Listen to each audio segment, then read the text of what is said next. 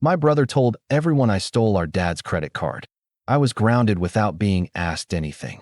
Years later, the truth came out, and it changed our family and my life forever. I was 13 when my family decided I was a criminal. At least, that's how it felt. My brother Ethan was 17 and basically a walking trophy. Quarterback, straight A student, volunteer at church, the kid neighbors used as an example when they yelled at their own sons. I was just Noah, the quiet one who liked video games and kept to himself.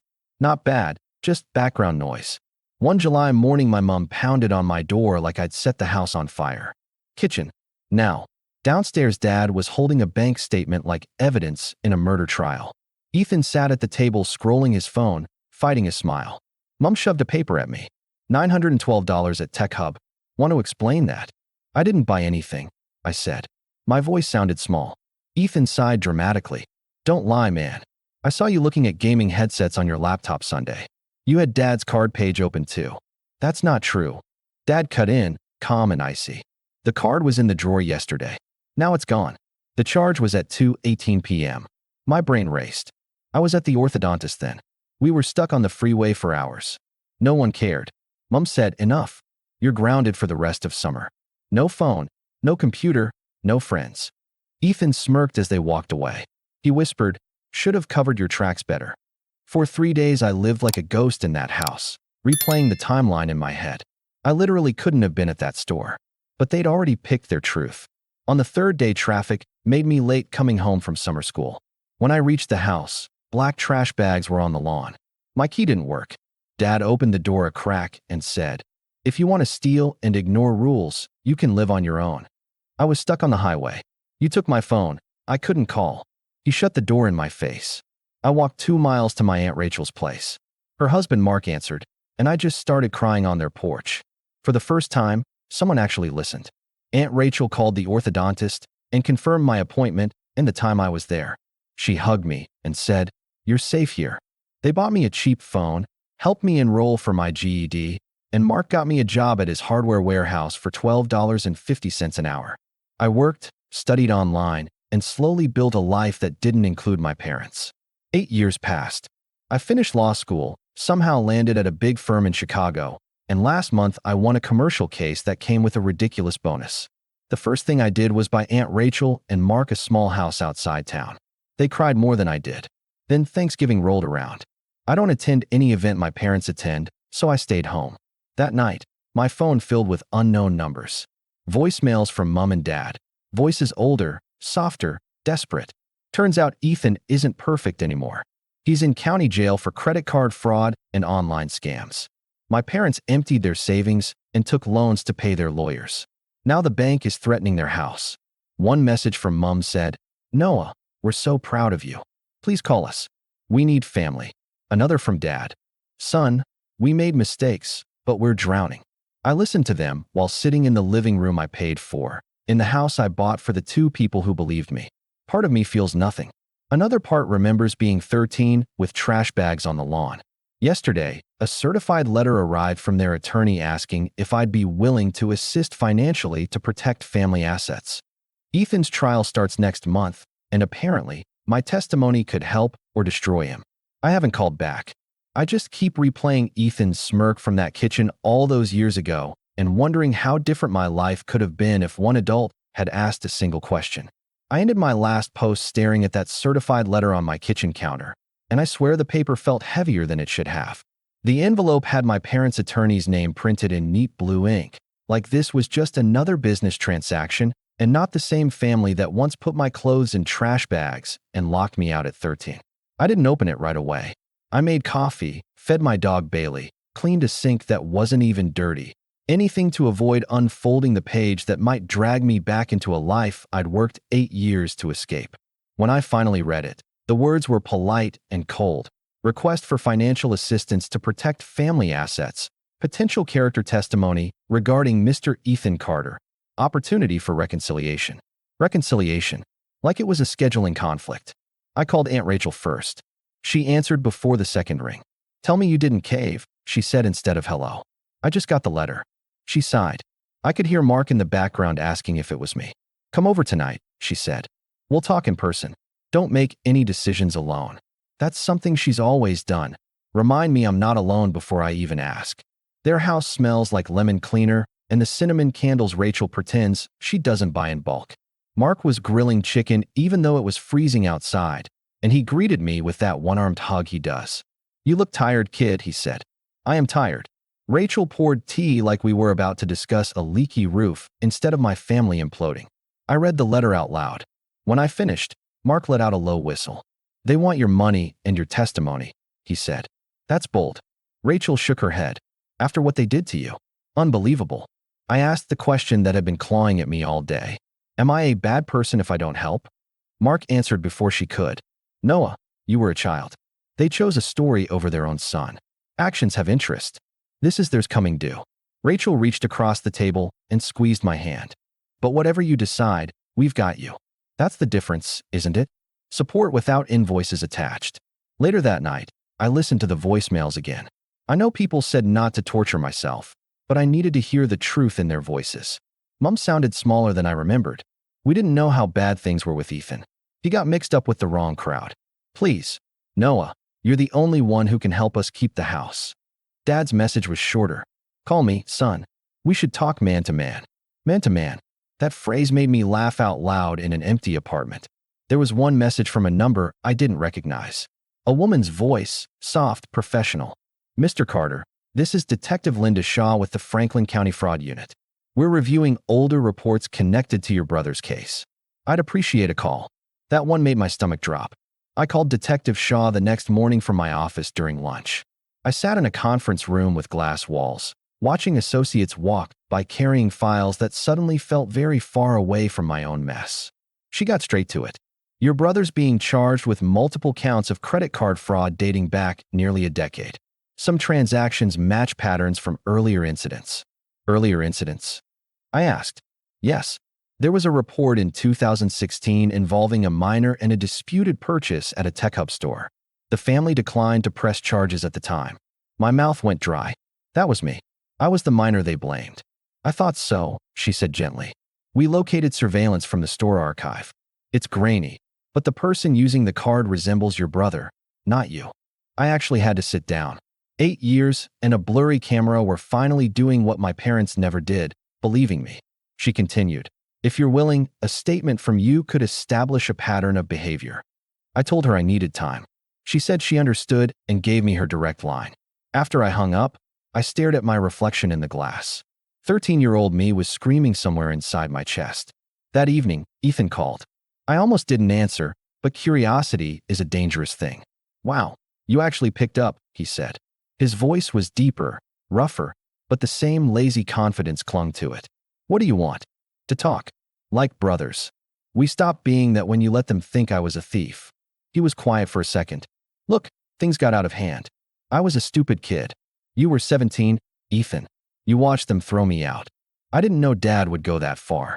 I laughed. You whispered that I should have been smarter. I remember. Another pause. I could hear echoing voices behind him. Maybe the jail common area. Listen, he said, softer. I'm facing real time. If you testify that you forgave me, it could help. There it is. It's not like that. I need my brother.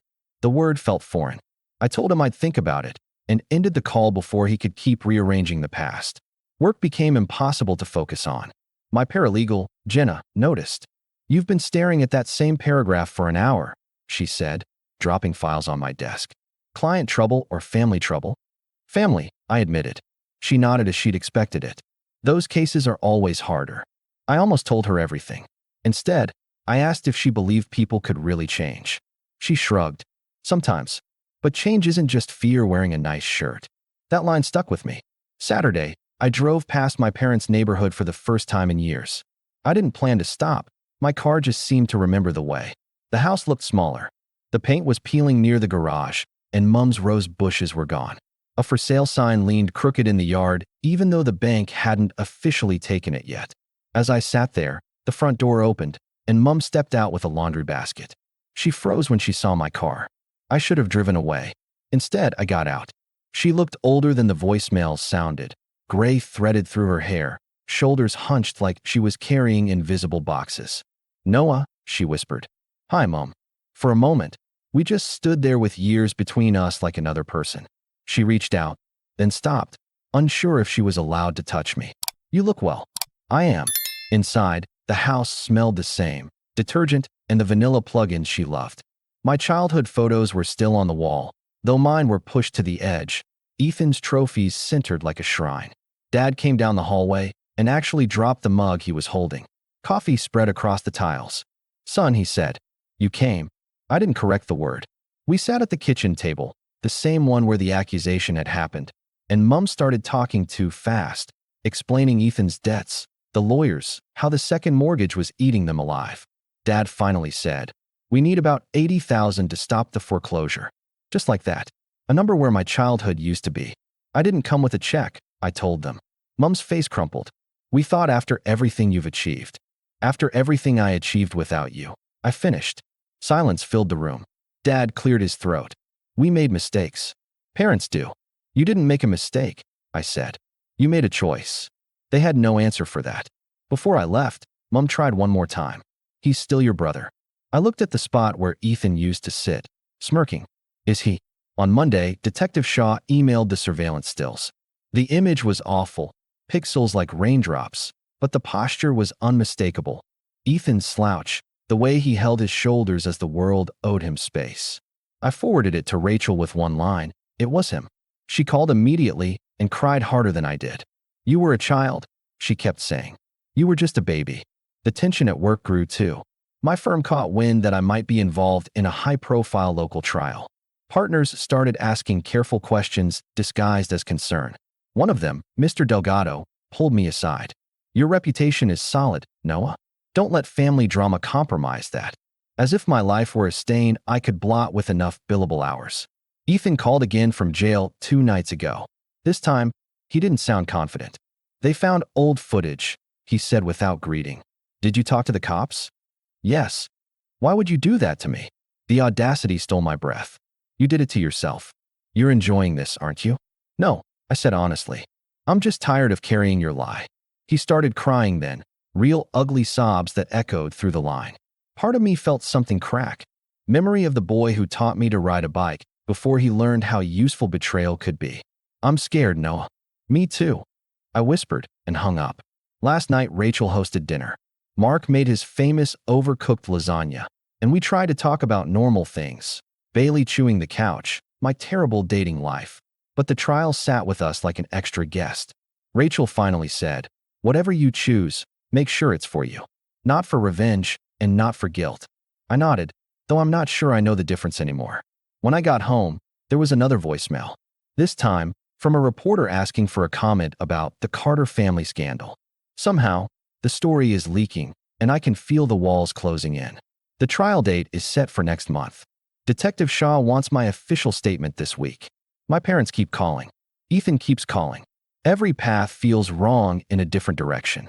I'm writing this at 2 a.m., Bailey asleep at my feet, the city humming outside my window. I built a life out of the pieces they broke, and now they want back in because the roof is falling. I don't know yet what I'm going to do, but things are moving fast, and I can feel something big coming that none of us are ready for. I'll post the final update soon, I promise. Final update. Everything comes to light, and it changed us all. I honestly didn't know how to start this one, so I'll just start from the morning of Ethan's preliminary hearing. I woke up early, not because I wanted to, but because my stomach wouldn't stop nodding.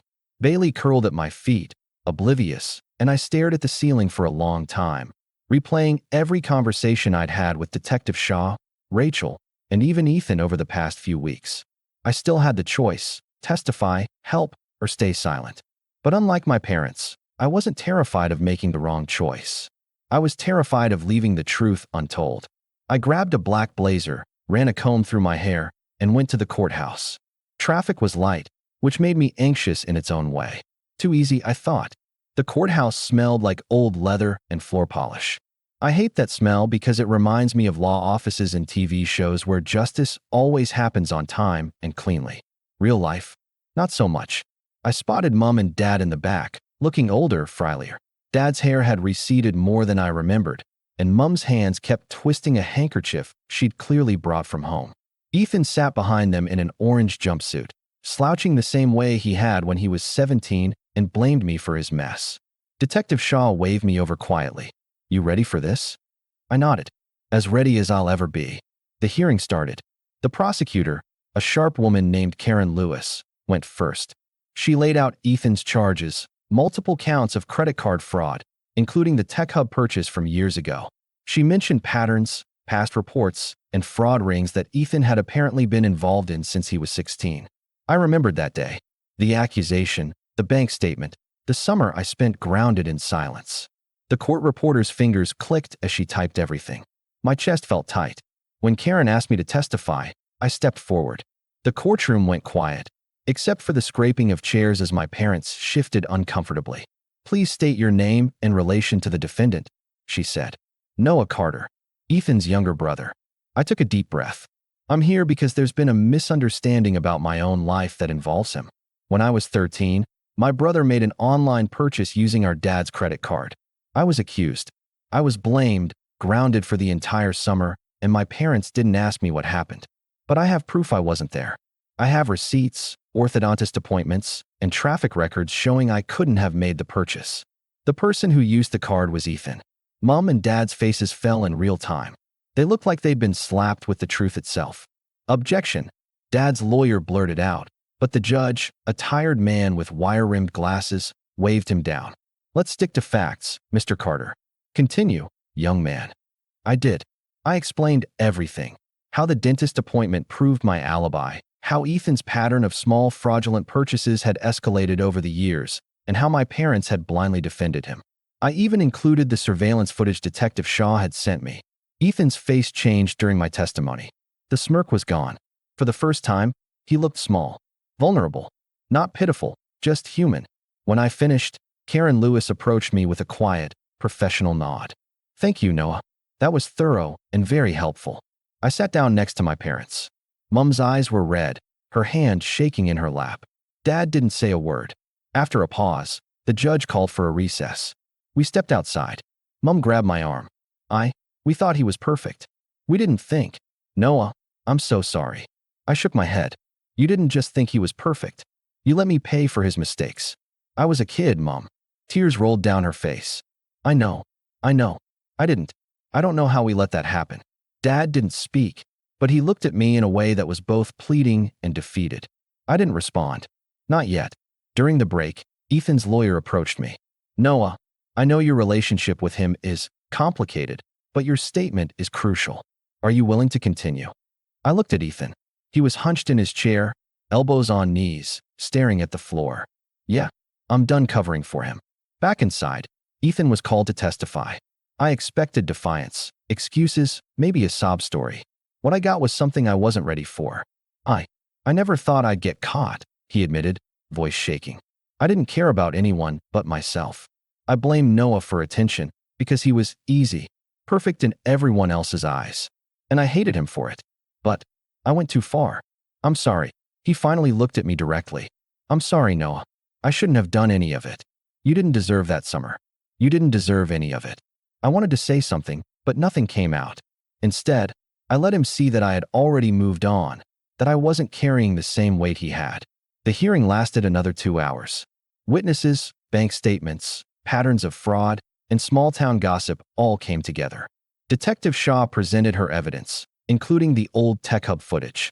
The judge leaned back, arms crossed, listening carefully. Finally, the judge called a recess before the verdict. Mom and Dad didn't speak to me. I didn't expect them to. Ethan avoided my eyes. I went outside with Rachel and Mark. Rachel hugged me so tightly I felt like my chest might crack. "They're seeing it now, aren't they?" she whispered. "Yes. About time," I muttered. Mark patted my shoulder. "And you held your ground." That's all anyone could ask. The verdict came the next week.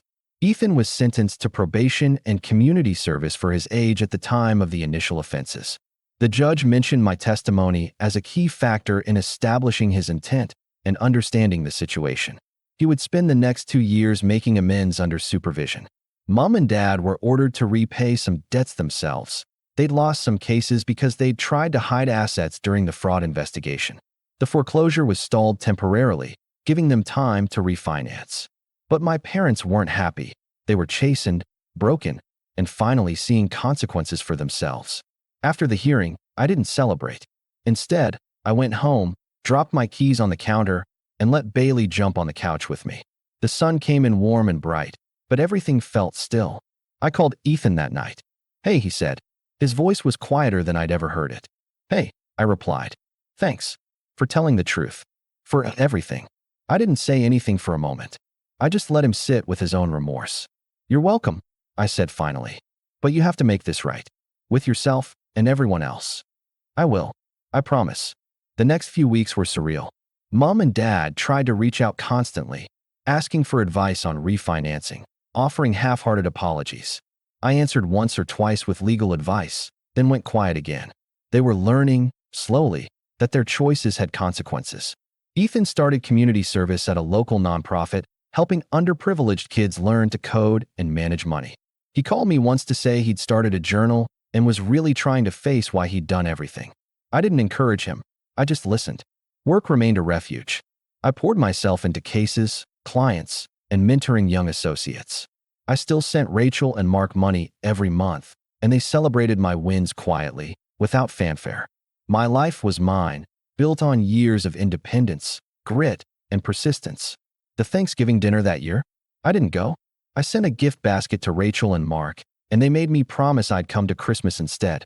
I watched their kids unwrap presents on video, feeling part of a family that actually chose me. I thought about Mom and Dad a lot. About Ethan. About the summer I was 13 and wrongly accused. About the first time anyone, believed me. I'm not the same kid they thought they could control. I'm not the same brother Ethan could manipulate.